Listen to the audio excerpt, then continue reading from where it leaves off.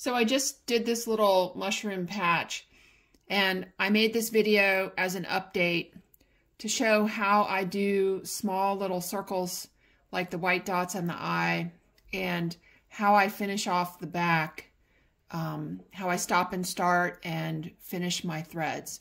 This is supposed to be an updated video because I have stopped doing any knot tying, and I have stopped feeding my thread tails back through the embroidery. I just pull my thread to the back and snip.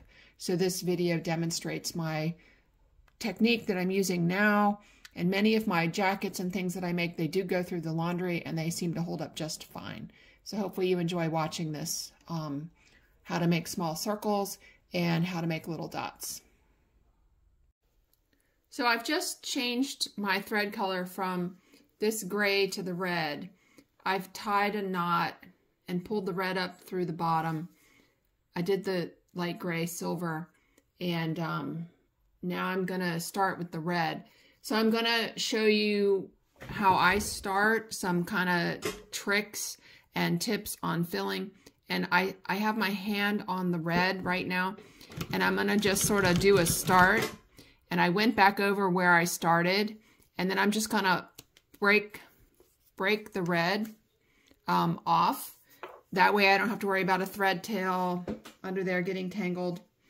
You can of course clip it off later. Then I'm going to go to the outside, and I'm going to do one outline around. This is of course a mushroom. So I'm going to do my outline, and then I'm going to do some circle fill and fill the whole entire mushroom. I'm doing my circle fill about the size of a dime. I need to speed up my machine. Okay, I got it on 1600. I had it a little slower. So I'm going to do the circle fill now.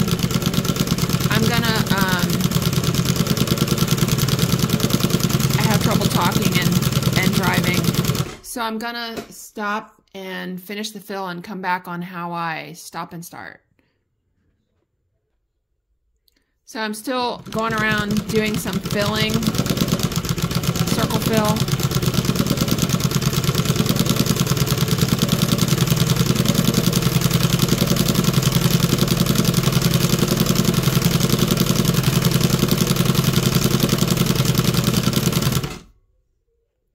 So sorry, you can't see that, hold on. I just went around the inside. So I went around the outside once and the inside, and then I'm going to go around the outside a second time. And as I'm going around, I'm going to look for any place that's thin, and I'm going to dive in and fill any place that's thin. But I can see my felt starting to curl, so I don't want to do that too much. So I'm going to go around the outside a third time.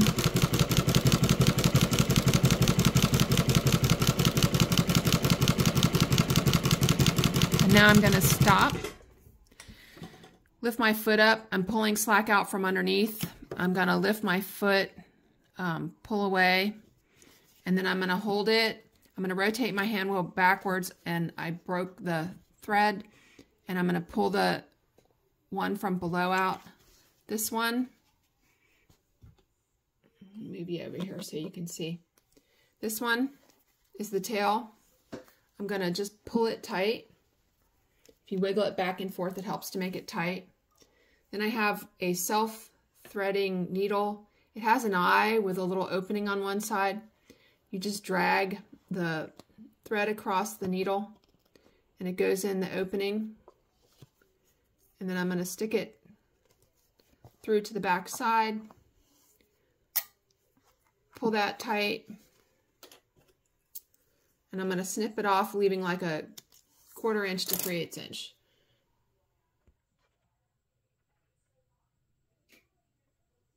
Okay, so now I've changed to white thread, and I wanted to show you how I changed my stitches.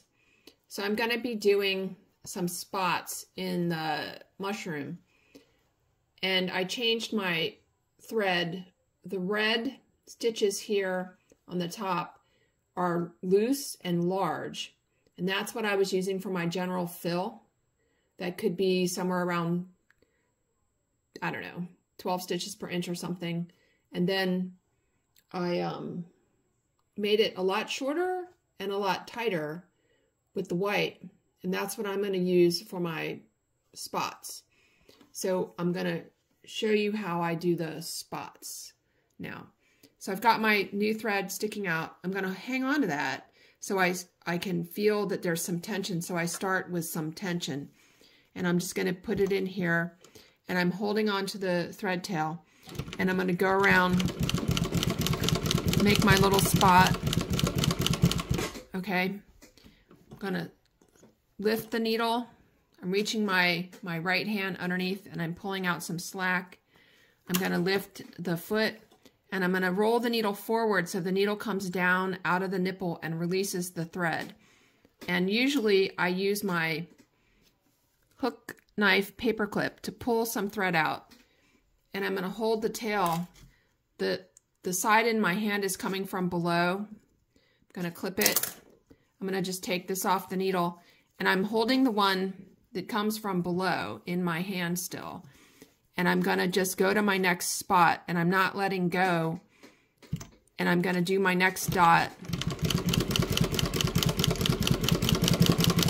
Once I've started stitching, I can let go of the tail. I usually forget to let go.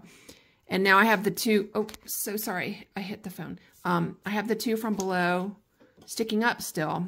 I'm going to raise my nipple because I'm done with my circle. I'm putting my right hand under the table and I'm pulling out slack. And now I can't pull my fabric away, so I'm going to lower the nipple. It releases the thread from the needle and I'm going to pull it away. And I don't want to pull it too far away from the needle.